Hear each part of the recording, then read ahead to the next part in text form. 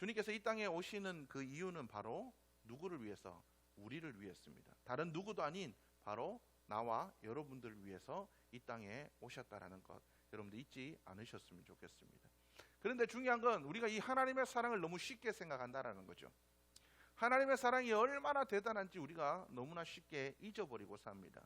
그리고 그 사랑이 얼마나 큰지 우리가 그 사랑을 우리가 온전히 깨닫지 못하고 산다라는 거죠. 누가복음의 7장 24절 말씀에 보면 뭐라고 얘기하냐면 더 많이 사함받은 자는 더 많이 사랑하게 되어 있대. 우리가 과연 하나님의 넘치는 사랑을 받았으면 우리가 넘치도록 주님을 사랑하는 것이 맞습니다. 그런데 과연 내가 그런 사랑으로 주님을 넘치도록 사랑하고 있습니까? 얼마나 사랑하시죠, 하나님을? 네. 얼마나 사랑하십니까? 여러분들 사랑하는 자녀들을 위해서 넘치도록 많은 것들을 베풀어 주시죠. 많은 것들을 희생합니다. 그죠? 부모님의 사랑이 그렇죠. 아이들을 위해서 우리의 모든 사랑을 쏟아붓습니다. 밤에 피곤해도, 그죠? 애기 밤에 애기 다들 키워 보셨잖아요. 밤에 그 피곤한데 새벽에 잠깐이라도 앵하면 그게 신기하게 들립니다. 그죠? 저는 잘 못 들어요. 저는 밤에 잠이 좀 많아서 그런 거 잘 못 들었는데, 그죠? 엄마들은 하여튼 귀신같이 듣습니다. 앵하면 듣습니다. 그 피곤함에도 불구하고 그 아이의 울음소리에 일어나서 아이를 돌봅니다. 아이들이 필요한 모든 것들을 채워주고, 심지어 아기의 똥마저도 사랑스러운 모습으로 쳐다보는, 우리 아기 오늘 황금똥 좋은 똥 쌌네. 그 똥을 보면서도 감탄합니다. 이해할 수 없는 사랑이죠. 그 똥을 보면서도 감탄하는 사랑이 보통 사랑입니까? 그렇죠? 우리가 그렇게 아이들에게 모든 것들을 투자하고 살아갑니다. 근데 과연 내 아이에게 하는 만큼 내가 하나님께도 그렇게 하고 있습니까? 물론 내리사랑이라는 게 있어서 우리가 그렇지 않다라고 생각하지만 어떻습니까? 우리가 주님께 넘치도록 사랑받았은즉 우리도 주님 앞에 우리의 사랑을 넘치도록 드리는 게 맞다라는 거죠. 요즘 보면 아이돌들 엄청 나옵니다. 요즘 그 저녁에 TV 보니까 가요 대상, 연예 대상 이런 거 이제 시작하더라고요. 그러니까 아이돌들 나오면 뒤에서 애들이 난리가 나더라고요. 막 자기들 좋아하는 가수 나오면 막 이게 이상한 거 들고 막 난리가 납니다. 이게 이해할 수가 없어요. 얼마나 열광적인지 모릅니다. 그 아이돌들에게 열광을 해요. 아이돌들이 자기에게 특별한 걸 해준 게 없거든요. 그런데 손 한 번 흔들어주면 막 자지러집니다. 난리가 납니다. 손 한 번만 이렇게 애들이 들어줘도 그 사람을 향해서 난리가 납니다. 역시 애들은 다르구나 그랬는데 어른도 안 다르더라고요. 어른들도 안 다르더라고요. 얼마 전에 저기 여름 8월쯤인가요? 여기 저기 테크노 저기 강변에 거기 뭐죠? 이게 새로 생긴 게 무슨 컨벤션이죠? 하여튼간에 거기 갔는데 그쪽에 옆에 공원이 있거든요. 공원에 애들 데리고 잠깐 갔습니다. 갔는데 차가 밀려서 갈 수가 없어요. 그랬는데 거기 보니까 온통 파란색 티셔츠를 입고 파란 풍선 들고 사람들이 미친 듯이 나오는 겁니다. 내 세상에 대전에 그렇게 사람이 많은 줄 몰랐습니다. 근데 보니까 임영웅 콘서트가 거기 있더라고요. 젊은 사람인 줄 알았는데 다들 아주머니 할머니들 풍선 들고 기운도 없는데 이렇게 떨면서도 이렇게 오시더라고요. 임영웅 손 한번 들어주면 난리가 납니다. 할머니들 아줌마든 젊은 사람이든 상관없습니다. 손 한번 흔들어주면 막 난리가 납니다. 할머니들도 좋아서. 세상에 그렇게 좋아할 수가 없습니다. 임영웅이 뭐 해줬다고요? 그런데도 그렇게 좋아하더라고요. 하나님의 사랑이 바로 이와 같은 것 같습니다. 우리가 뭘 했다고? 우리에게 주지 못해서 우리의 손짓 한번, 발짓 한번, 우리의 눈물 한 방울에 하나님은 우리를 위해서 애타서 반응하지 못해서 그 이해할 수 없는 그 사랑이 하나님의 사랑인 것 같습니다.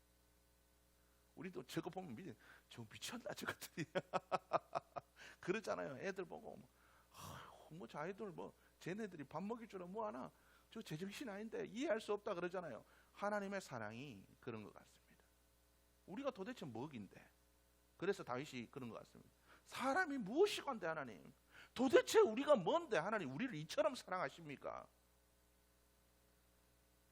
하나님의 사랑이 바로 그런 것 같습니다. 여러분, 이해할 수 없는, 우리가 도대체 뭔데 당신의 생때 같은 아들, 하나밖에 없으신 그 아들을 우리를 위해서 보내주시고, 예수님께서는 도살장에 끌려가는 양처럼 묵묵히 우리를 사랑함으로 말미암아 당신의 생명까지 아끼지 않고 우리에게 주시기 위해 이 땅에 오셨다는 것. 성령님 하나님께서는 지금 또 변화되지 않는 우리의 모습을 보면서 예수 그리스도께서 우리를 위해서 죽으셨음에도 불구하고, 우리를 위해 그토록 놀라운 사랑을 주셨음에도 불구하고 아직도 육신에 매여서, 아직도 정신 못 차리고 세상에 속해 있는 우리에게 아직도 하나님의 뜻을 반하여서 요나처럼 다시스로 도망가는 우리들을 위하여 지금 또 말할 수 없는 탄식으로 우리를 위해 누가요? 성령님께서 기도하신답니다. 마치 말 안 듣는 탕자를 위해서 애끓는 마음으로 기도하는 엄마들처럼 믿음의 탕자와 같은 우리를 위해서 성령님께서 지금 또 탄식하고 우리를 위해서 기도하신다. 여러분, 이 하나님의 사랑이 얼마나 대단한지 여러분 한번 마음에 새겨보시기를 바랍니다. 이사야 선지자는 하나님의 사랑을 뭐라고 표현하냐면 엄마의 사랑보다 더 위대하답니다. 엄마가 갓난아이를 잊어버릴 수는 있다. 갓난아이들이 애기 엄마들이 갓난아이들 잊어버릴 수 있냐? 그런데 혹 정말 너무 힘들고 사람이니까 어쩔 수 없는 상황에서 그 갓난아이를 모른 채 할 수도 있고 못 볼 수도 있다. 그런데 하나님은 안 그렇다. 애기 엄마들은 애기를 잊어버려도 하나님은 우리를 잊지 않으신다. 결코 잊지 않으신다. 그게 하나님의 사랑이다라고 이야기를 하고 있습니다. 심지어 뭐라고 얘기하냐면 하나님이 우리를 손바닥에 새기셨대요. 쉽게 말하면 여기다 문신을 파셨대요. 우리가 뭔데? 우리 하나하나의 이름을, 개개인 한 사람 한 사람을 당신의 손바닥에 새기실 정도로 우리를 사랑하셨다라고 성경은 기록하고 있습니다. 여러분, 요나서를 여러분들이 다 아시죠? 아까도 요나서, 그죠? 하나님이 요나에게 니느웨로 찾아가서 구원을 선포하라라고 이야기를 하십니다. 그런데 요나가 저항 안 합니다. 그죠? 하나님 말씀 외면하고, 절대로 나는 니느웨 사람들한테는 복음 못 전합니다. 내 그놈들을 위해서는 절대 뭐 하나라도 하지 않겠습니다. 그런데 이 니느웨의 역사를 알고 보면 가장 고대 역사 가운데 잔혹한 문명 중에 하나였다라고 이야기를 하고 있습니다. 고고하게 이게 발굴된 니느웨에 쓴 글들에 보면 이렇게 얘기를 하고 있습니다. 내가 니느웨 왕이죠. 니느웨 왕이 뭐라 그러냐면 도시 앞에 내가 정복한 그 도시 앞에 세운 사람 머리의 피라미드를 내가 세웠다. 뭐라고요? 사람 머리로, 머리통으로 사람 머리를 잘라서 그걸로 피라미드를 쌓았대요. 그들의 시체로 기둥을 쌓았다. 그들의 청년과 처녀들을 불태웠다. 양처럼 목을 땄다. 그들의 귀중한 목숨을 줄 끊듯이 끊었다. 그들의 식도와 그 뒤로 이어진 창자들이 넓은 땅 위에 쏟아지게 했다. 그들의 손을 잘랐다. 그들의 가죽을 벗겨 성벽에 널었다. 내 단검으로 내가 정복한 왕들의 턱을 꿰뚫었다. 그 턱구멍으로 쇠사슬을 꿰어서 개처럼 끌고 갔다. 이게 그 당시 니느웨 왕들의 방식이었습니다. 정복한 나라들을 대하는 방식이었습니다. 그러니 그 니느웨의 공격을 받은, 그 니느웨의 지배를 받은 요나가 과연 그들을 위해 복음을 전하겠습니까? 안 전한다는 겁니다. 죽어도 싫습니다. 하나님 그렇게 잔인한 놈들, 그런 놈들은 멸망해야 맞습니다. 알만하죠? 여러분, 이런 상황인데 우리 예전에 일제치하보다 훨씬 더 잔인한 시절이었습니다. 이런 니느웨 사람들을 복음을 전한다? 아, 하나님 난 죽어도 못합니다. 다른 사람은 몰라도 쟤네들은 내가 복음을 못 전해요. 마치 폭탄 테러로 자식을 잃은 부모들이 테러범들에게 찾아가서 당신들을 용서하겠습니다. 뿐만 아니라 당신과 당신 자녀들을 위해서 평생 자비와 복을 내리시도록 기도하겠습니다. 이렇게 하라는 것과 똑같아요. 그렇게 하는 것. 요나가 도망친 게 무리가 아닙니다. 하나님이 풍랑을 보내시고 물고기 뱃속에 들어간 후에야 요나가 마음을 뒤집었죠. 그런데 니느웨 사람에 대한 생각이 바뀐 게 아니라 물고기 뱃속에 있기 싫어서 나간 겁니다. 기도한 겁니다. 그 기도의 제목을 보면 물고기 뱃속에서 기도한 거 보면 니느웨 사람들에 대한 자기의 회개의 기도가 하나도 없어요. 그냥 내가 흑암에 들어가서 너무 괴롭고 힘든데 하나님 잘못했으니까 건져주세요, 이 얘기입니다. 니느웨 사람들에 대한 얘기가 하나도 없어요. 그런데 중요한 건 그 물고기의 뱃속에 나오기, 그냥 물고기 뱃속이 너무 싫으니까, 무섭고 싫으니까 나오고 싶어서 회개한 겁니다. 그래서 마음을 고쳐먹고 하나님께 기도했더니 그를 다시 니느웨 땅으로 보내셨습니다. 니느웨의 복음을 증거했습니다. 그런데 웬걸요? 그렇게 잔인하고 그렇게 못된 사람들이, 정말 세상에 없어도 될 만한 그런 사람들이 웬걸요? 회개를 했습니다. 그러니까 요나가 하나님께 대듭니다. 하나님, 내가 이래서 안 한다 그랬잖아요. 하나님은 어떤 분이시니까? 은혜로우시고 자비로우시고 노하기를 더디하시고 인애가 크신 하나님이신 줄 내가 알았기 때문에 내가 저들에게 복음 안 전한다 그랬잖아요. 용서하실 줄 알았기 때문에. 요나가 이해할 수 없었습니다. 아니, 어떻게 저런 놈들을 용서하십니까? 하나님, 어떻게 저런 놈들을 용서하세요? 어떻게 니느웨 사람들을 사랑하실 수가 있습니까? 그리고 하나님, 다른 사람도 아니 피해 당사자인 나를 왜 저들에게 보내셔서 용서하시도록 만듭니까? 요나서는 바로 이해할 수 없는 하나님의 그 사랑을 나타내신 말씀입니다. 당신의 아들을 십자가에 못 박았던 것처럼 니느웨 사람들이 당신의 백성을 그렇게 학살하고 죽이더라도 이들을 사랑하심으로, 마치 예수 그리스도께서 우리를 위해서 죽으셨던 것처럼 니느웨를 위해서 이스라엘 백성이 죽은 것처럼 하나님께서 그들도 사랑하신다는 것. 이해할 수 없지만 하나님께서는 그들을 사랑하신다는 겁니다. 사랑받을 수 없는 자격임에도 불구하고 그들을 사랑하셨다는 겁니다.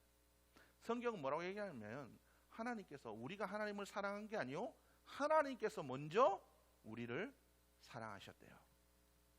하나님께서 우리를 먼저 사랑하셨답니다. 여러분, 니느웨 사람들이 회개한 게 아니잖아요. 하나님께 부르짖은 게 아니잖아요. 그럼에도 불구하고 먼저 사랑해 주셨습니다.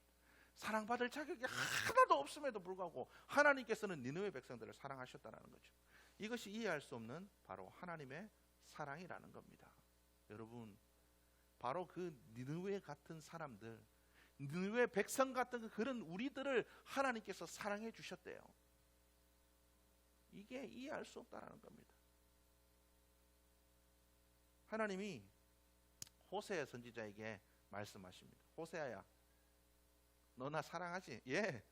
너 내 말 뭐라도 하면 다 들을 거지? 예. 그러면 저 가서 창녀 있는데 그 창녀 하나 데려다가 너 아내로 삼아라. 호세아는 선지자입니다. 선지자는 이스라엘의 깨끗하고 정결한 처녀만을 아내로 삼아야 됩니다. 그게 율법이에요. 이걸 어기면 죽어요.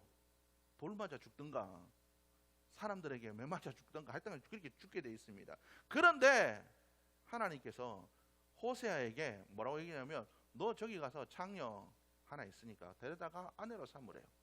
마치 제가 신학교 졸업했는데 하나님께서 저기 창녀촌 가서 하나 데려다가 돈 주고 사다가, 그 돈 혹시나 묶여 있으면 네가 갚아주고 데려다가 아내로 삼아라. 그리고 목회해라는 거예요. 말이 되는 겁니까? 말이 안 되는 얘기예요. 여러분, 목사님, 사모님이 저기 물론 뭐 그렇게 하는 건 아니지만 어쨌든 거기서 일하신 분이 와서 제 사모로 있다 그러면 누가 받아주겠습니까? 그죠? 이해할 수 없다라는 거죠. 안 된다라는 거예요. 그런데 하나님이 그렇게 하시래요. 그러면서 이스라엘 백성들에게 이렇게 이야기하라는 겁니다. 너희가 이와 같다. 이해할 수 없는 일들, 너희가 이 창녀와 같이 이 고멜이 호세아에게 시집 와서 대단한 사람이구나. 내 이 사람을 위해서 평생 사랑하며 헌신하며 살아야지. 내 과거 돌이키고 다시 살아야지. 그랬을까요? 성경에 보면 2번이나 도망갔대요. 심지어는 빚도 졌대요. 나중에는 그 빚을 못 갚아서 호세아가 자기가 갖고 있는 돈이 안 되니까 물건을 갖다가 팔아가서 갖다 줬대요. 돈은 요거밖에 없고 그러니까 보리를 갖다가 팔아가지고 갖고 있는 양식을 다 갖다 팔고 그거 가지고 다 돈 만들어서 고멜을 사왔다고 성경은 기록하고 있습니다. 어떻습니까? 하나님께서 말씀하는, 야 이스라엘아, 내가 너희를 사랑하였건만 너희가 이 장애와 같이 나를 수없이 버리지 않았니? 너 이게 이해되니? 이해가 되냐?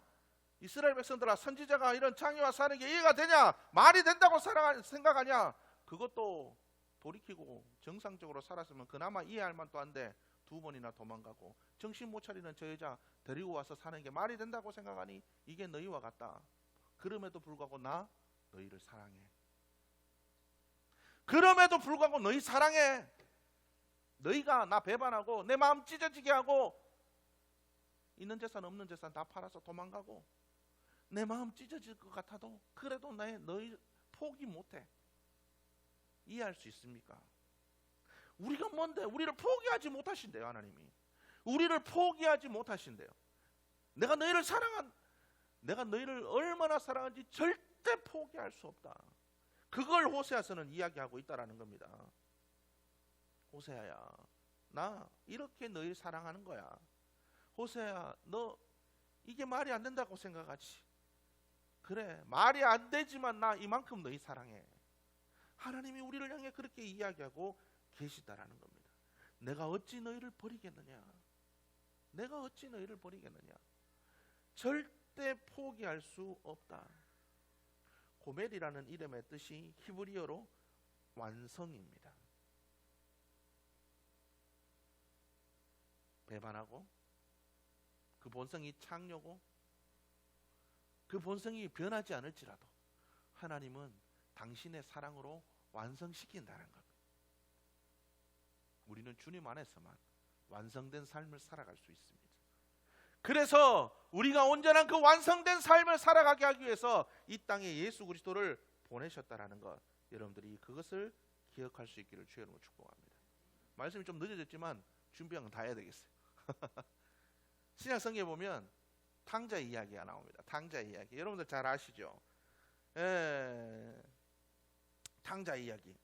이 탕자가 아버지한테 찾아옵니다. 아버지, 재산 나눠주십시오. 재산 나눠주십시오.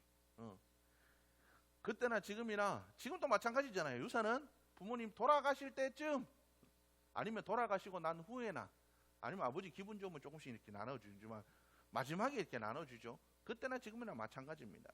그런데 당장 유산을 달라는 건 아버지는 나한테 전혀 안 중요해요. 저는 아버지보다 돈이 더 중요합니다. 그 뜻입니다. 유산을 당겨받은 이 아들이 잘 살았으면 모르는데 그가 어떻게 했다고요? 여자와 술과 친구들한테 돈을 다 탕진했다라고 성경은 기록하고 있습니다. 이런 자식은 유대법에 의하면 죽여도 상관없습니다. 왜? 아버지의 명예를 실추시켰기 때문에. 지금 또 중동 지방에서는 명예살인이라는 게 있습니다. 그만큼 지금 또 그런데 그 당시는 이 명예라는 것이, 그 이름의 명예, 그 이름을 건다라는 것이 얼마나 중요한 일인지 모릅니다. 그 명예를 위해서는 살인도 불사하는 것이 그 당시에 일이라는 겁니다. 그런데 중요한 것은 어떻습니까? 그 아들이 아버지에게 돌아왔습니다. 그런데 중요한 건 그 당시 중동에는 이런 관습이 있었다고 합니다. 케자자라는 관습이 있었대요. 단절이라는 뜻을 갖고 있습니다. 단절. 떠났다가 탕자 같은 이런 아들이 돌아오면 마을 입구에서 사람들이 커다란 항아리를 갖고 옵니다.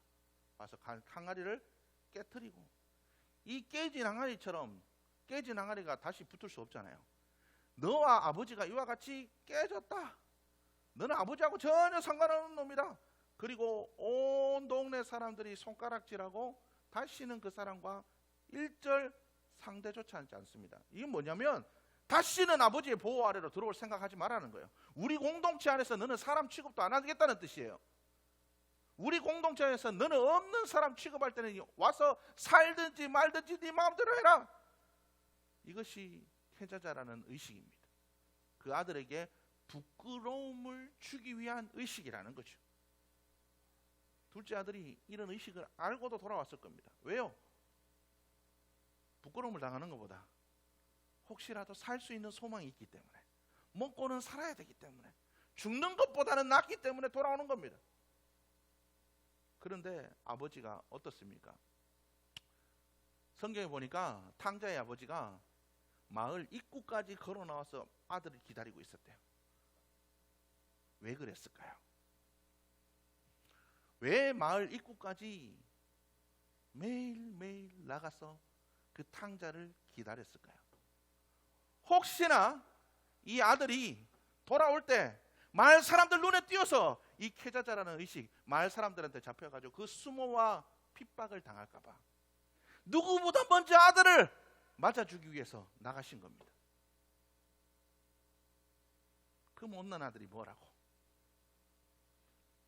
그 아버지 마음 찢고 모든 재산 다 탕진하고 죽어도 마땅한 그 아들, 그 당시에는 그게 문화였으니까요. 아들 여러 명 있으면 하나 죽어도 아무 상관없는 시대였습니다. 그럼에도 불구하고 그런 아들, 그 아들이 핍박받는 게 싫어서 그 아들 보호하려고 마을 입구까지 나간 겁니다. 그리고 그 아들을 안습니다. 아들에게 옷을 입힙니다. 그리고 반지를 끼웁니다. 그리고 그 아들에게 신을 신깁니다. 이게 무엇을 의미합니까? 야, 캐자자라는 의식이 있지. 그거 다 핍박받고 나 이 아들 사람 취급 안 하려는 그런 의식인 줄 알고 있다. 그런데 나 아들 용서했으니까 너희도 용서해.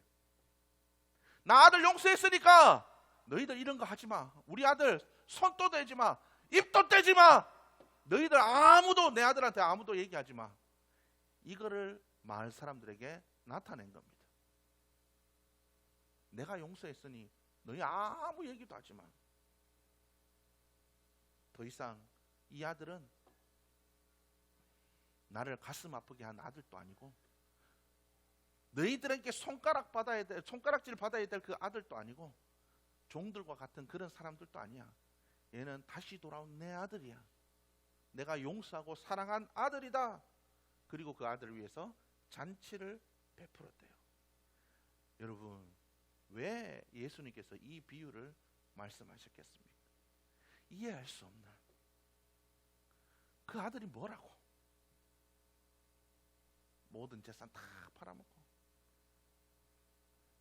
그 아들이 뭐라고? 그 아들 상처받는 게 싫었어. 마을 입구까지 나가서 아들을 기다린 그 아버지. 그게 하나님이시래요. 마귀들 너희 정죄하지. 세상 사람 너희 손가락질하지. 너희 다 용서받았어. 내가 십자가에 달려서 내가 다 용서받았으니까 아무도 너희들 정죄하지 못해.